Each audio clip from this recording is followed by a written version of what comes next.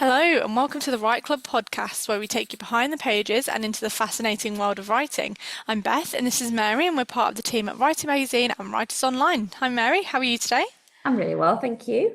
Our guest this week is Hazel Barkworth. Hazel grew up in Stirlingshire and North Yorkshire before studying English at Oxford. She then moved to London, where she worked as a cultural consultant. Hazel is a graduate of both the Oxford University MST in Creative Writing and the Curtis Brown Creative Novel Writing course. Her debut novel, Heatstroke, was published by Headline in 2020, and her second novel, The Drownings, is out now. Hazel lives in York with her partner. Hazel, welcome. Where are you joining us from today? Hi, thank you so much for having me. I am currently sitting at my dining room table slash desk in my living room, surrounded by books. It looks lovely. Yeah, I wish our listeners could see what we could see right now. It looks absolutely stunning.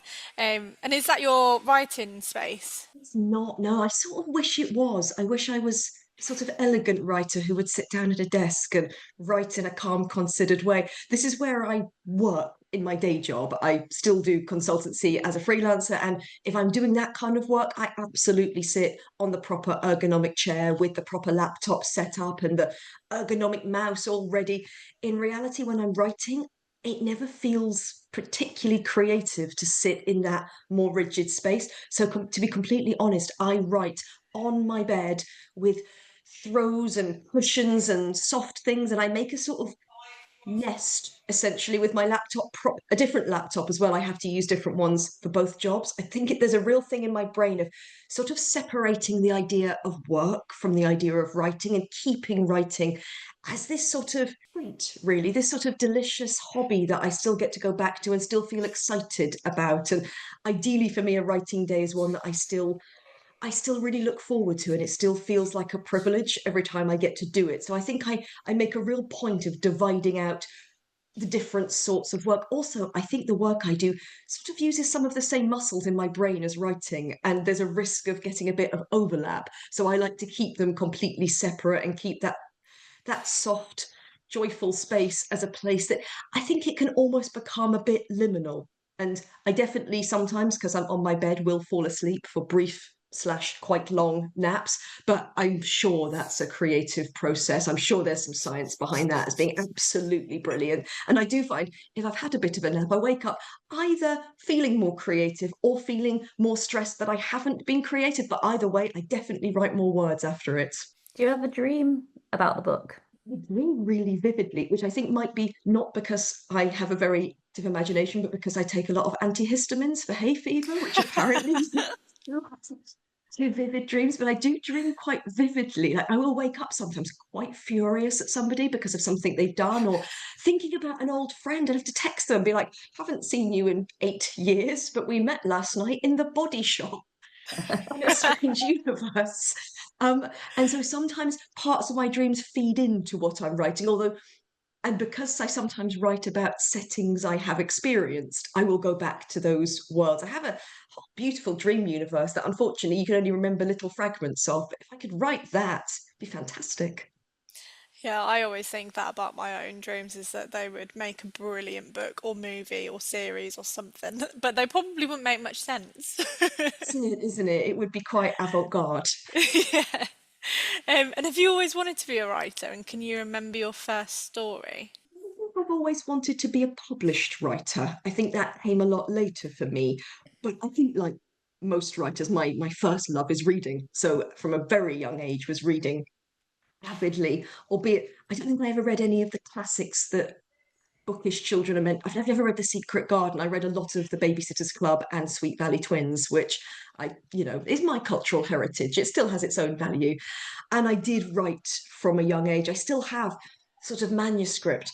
My older sister typed it up for me, and from what I can, I still have that. It's about 10 chapters long, so a relatively big investment of time. And from what I can gauge, I was about 7. I think it was the summer I was 7, and wrote the Gus and Gusella Chronicles, which you think now and think the amount of time that took out of a summer holiday, that to sit and scribble this and presumably bully my sister into typing it all up for me on her word processor in the would have been the late 80s. um I clearly thought it was aspirational. I clearly thought that was a thing worth giving my time and energy to, and had the impetus and eagerness to build this story and build these characters and create their world. So while I'm not sure that book in and of itself is brilliant, there's definitely the seeds of storytelling and the seeds of thinking that's an amazing thing to spend time doing. Oh, wow. That's amazing. And can you tell us a little bit about your current novel, The Drownings? Yes, The Drownings tells the story of Serena, who is a championship swimmer, like nearly Olympic level brilliant swimmer, who suffers a catastrophic career ending accident. She then finds herself on this slightly creepy, very beautiful, atmospheric northern university campus where she's going to study. And at the same time, her cousin, Zara, who is a body positivity influencer, is also going there to study just by coincidence. Both of them become very enthralled by a graduate student, Jane, who is obsessed with what happened on that land hundreds of years ago. And what happened there was women were murdered in the name of the witch trials. And Jane is obsessed with this from a historical perspective, but they begin to see the connections between what happened then and how women and people are treated on that campus today. And it sparks fury in them, and it also sparks the desire to protest and to change things, but things get out of hand. It's such an atmospheric book. Me and Beth had a long discussion about it the other day. We both found so much to talk about. In our July issue, you were our first 5 pages author, and you described Serena, the main character, as being ill at ease and uncomfortable in her surroundings, and also physically as she's crashing around on crutches at the start of the novel. Why was it important for you to introduce Serena in this way at the start of the book? First of all, that was such a fun article to write. It was a really interesting way to go back. I wanted Serena, and the beginning of the book did change several times until I landed on this idea of her walking badly. She's on crutches, sort of clambering through the campus. Serena was named Serena because siren, mermaid, like her space is the sea. And I like the idea that on dry land she isn't herself. She's gone from being so dazzlingly brilliant at something, and suddenly it's all been stripped away, and she's left in a sort of less than normal position. Like, not only is she struggling to walk, and walking is not her natural state, she's struggling to know emotionally how to fit in. She's been underwater for a decade. She hasn't done all the things that every other teenager and adolescent and child actually has done. And she sort of arrives a bit blank and completely unaware of what's around her, unaware of the social norms and what everyone else is doing. And I love this idea of the first time you see her, she's struggling. And the first time you see her, she's unable to do quite an ordinary thing.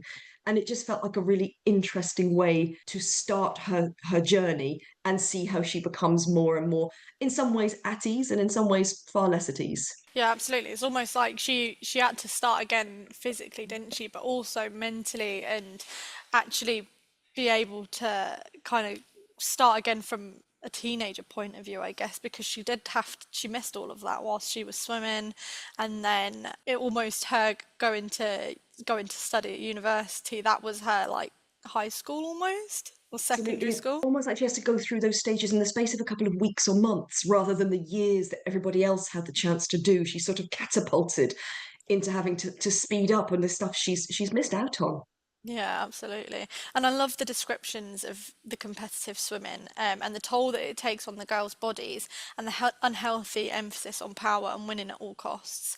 And then the clever way the book compares this with the world of influencers. In this case, Serena's cousin Zara, who's a body positive influencer, and the ensuing competition between the two of them. What was it about these two worlds that you were drawn to explore? A really interesting question, thank you. With the swimming, I was told a story by a friend about their cousin who was a competitive swimmer who had an accident and could no longer swim. I've never swum even vaguely competitively in my life. It's not something I have any experience of, but this story really stuck with me. This idea of someone being world class, like really phenomenal at something, and then having in a heartbeat that power stripped away and suddenly leaving them almost in a sort of negative position rather than the enormous positive they once were. So I had to do a huge amount of research into swimming, which was fascinating, actually, really, like learning about the technicality of how a stroke works, learning about the amount of protein you have to eat and how you train and the timings. And it was a really fascinating look at the idea. I think it's fascinating when we watch the Olympics. It's so inspiring in some ways. But the majority of the people who get to there don't win. They don't win the thing they went there for. Who where I was fascinated by the story of these people who don't even get there, who are at county level or national level and are, I mean, compared to the rest of us, absolutely astonishing, but they're not quite making the cut to become world famous or to sort of make history. And how does it feel to be brilliant, but not the absolute best? And also, what happens when you lose that thing that sets you apart?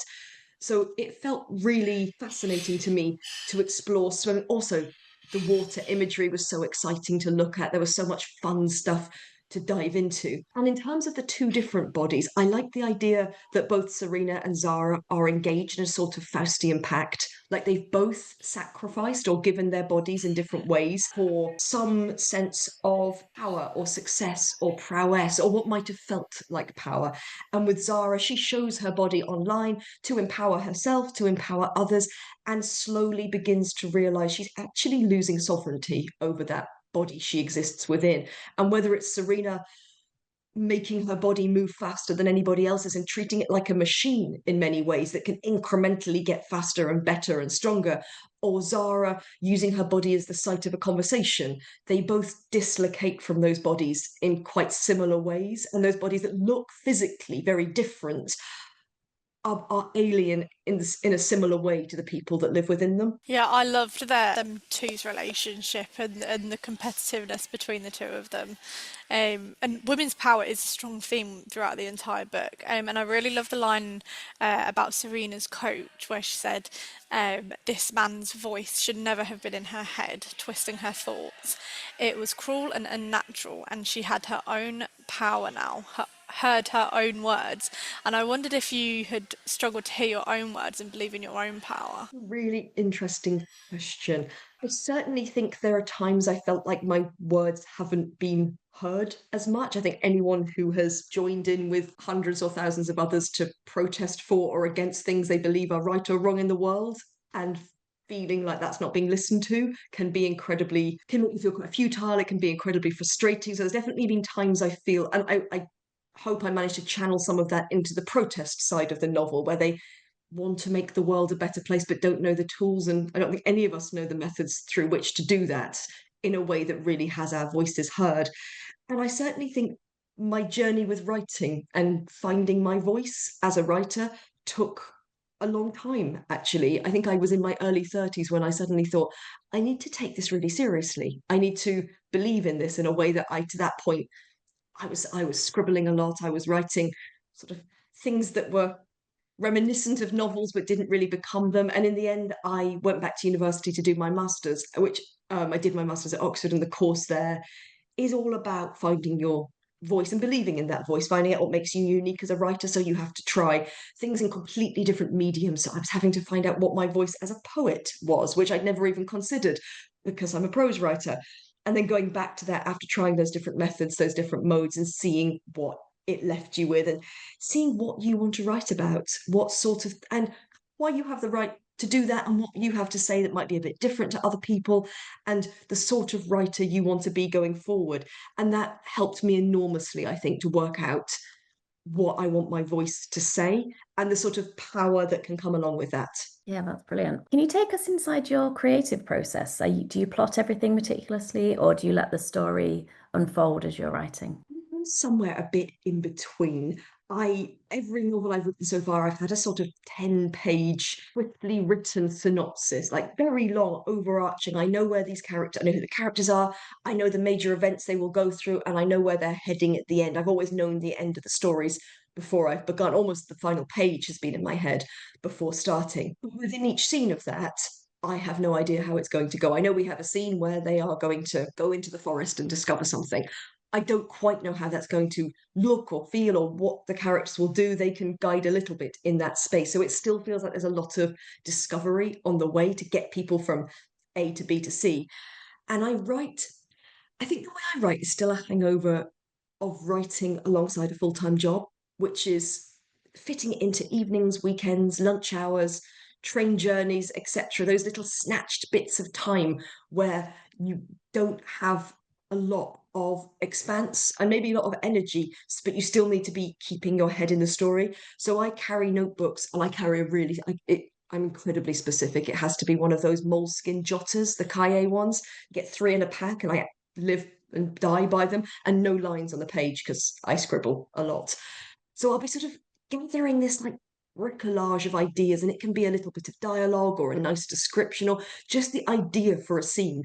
Like I say, each scene to me is still an uncharted territory when I reach it, and suddenly I'll go, that's the angle in. Because I always think with a scene, I know I need to get 2 characters to have an argument, right? What are they going to be doing while that's happening? Can I make that more interesting? I remember when Game of Thrones came out, they used to do those scenes of exposition, and it would be Littlefinger speaking while sort of some prostitutes were doing their work behind him. And it's just so much more interesting to hear about war strategy when you're watching whatever that was. And I love the idea of like finding a way to make each scene more delicious. There's a scene in The Drownings where someone is telling a story about their past, and I'd written it, and I was like, this is a little bit boring. So I put it in a fairground because it was so much more fun to write that story with a mechanized kraken hurling towards them in every part of the conversation. So sometimes I'll think, oh, that could be an interesting way, and I'll scribble down mechanized kraken, etc. And then I have these bits of notebooks. Also, if I'm sitting at my desk, I'd love to be one of those writers who could just write 1,000 words out calmly and coolly, but I write in little bits and pieces and moments, and then my job is to shape that into paragraphs and sentences that hopefully make enough sense and weave it all together to become the whole. And I think it's about discovering as well that so much of writing is not about being at the computer. It's not about putting those 80,000 words down. It's watching the film or reading the other book or having the conversation or walking down that road. It's all that gathering of stuff.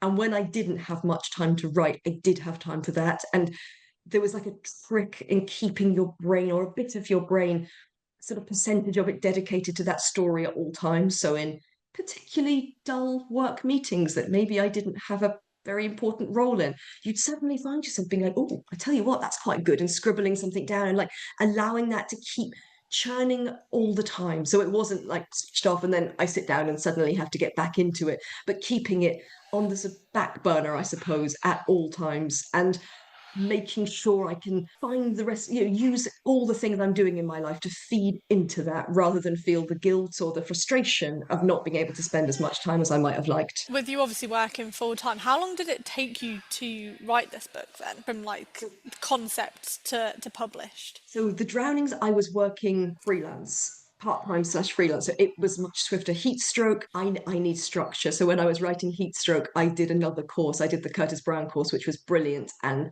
got an enormous amount from it as a writer, but also got an enormous amount of it because of deadlines. And I'm really good with a deadline. I was like, right, well, I have to write this much. And that kept me on the straight and narrow, if you like. So The Drownings was swifter. The Heatstroke took probably 2 or 3 years to get to. And I'm not, again, I hear about these writers who can write a first draft in 6 weeks, and I'm like, oh, I am not one of those at all. I tinker as I go and edit as I go. For me, it's about, if the path has gone off by 1%, I'll continue, and that 1% will end up being 25. And so I need to constantly be going back over what I've done and make sure it's going the right way, because I just otherwise will end up like in that dream world. I'll end up somewhere very odd if I'm not careful. I have to keep it quite narrow.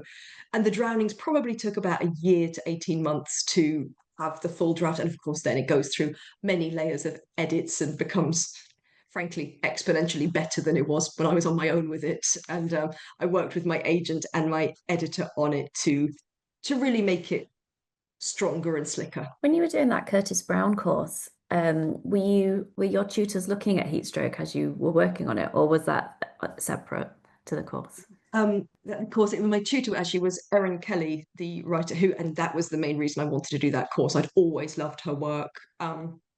Poison Tree is one of my favorite books ever. And so the idea of being taught by her was, and she was everything I hoped she might be. And we had to submit 3,000 words. And I had an idea, but I didn't have 3,000. I just hadn't. I'd written something previously that didn't really work, and I was looking for a new idea. And I was literally sitting at work, and it's the only time this has ever happened. And I wrote into an email, I've still got the body of the email, where I just scribbled out, like just sort of tapped through my fingers, and I don't normally think that way, this image of someone watching.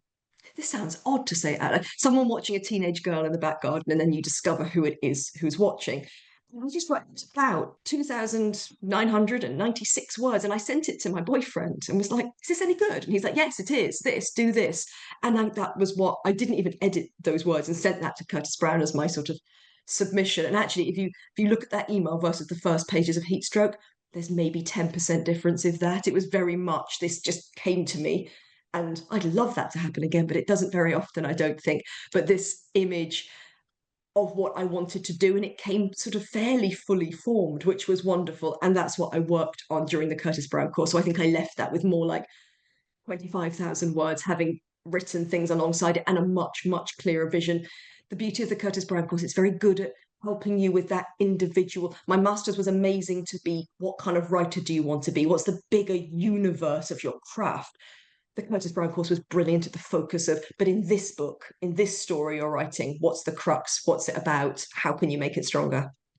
Oh, thank you. That'll be really helpful for our listeners. What is the best piece of advice that you've ever been given by another writer? And what advice would you give our listeners? Again, I love structure, and I think both my masters and the Curtis Brown course really, as well as all the stuff you learn about your own writing, you learn how to take and give feedback, and it's really frightening. It's genuinely, and I think it's great practice to be a writer in the wider world. That sense of the exposure of it is not a side effect; it is the point of it in some ways, and it's very difficult to have someone look at something you have laboured over and go, this could be loads better. And you're like, well, obviously it's the greatest thing anyone's ever done. And then you go, oh, yeah, no, that's a really good point.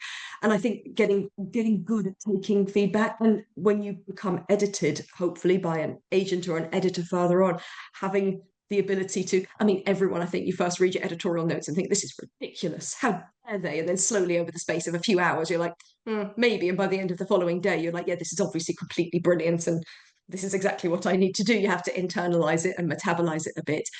But you also, I think, learn when to go, advice isn't for me. And that's a good piece of advice, but it's not relevant to my story, and to almost put the barriers up a little bit and learn. So I loved getting an enormous amount of advice and feedback. But the single best piece was by a brilliant writer who was on my course at Oxford, who I remember, I still have this, with a green pen, slashed through the work and wrote on the top the words, "Be more subversive." And it was completely like game changing for me. I was like, I am being safe. He's like, in real life, you're more, frankly, more interesting than the work you're creating. There's more edge to you than what you're writing.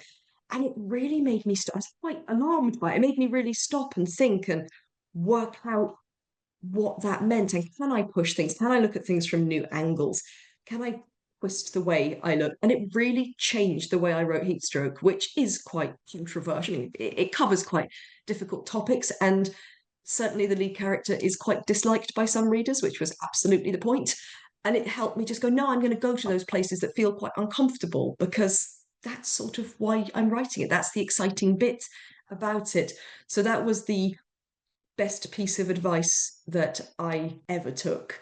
And I think the question was also in the question, what advice would I give? And writing a book's really, 80,000 words takes a really long time. And it takes an enormous amount of tenacity and resilience and time to do it, and discipline to do it. And for me, the way I've been able to do that is to create the world of the book, to create this space that I can tap back into when I need to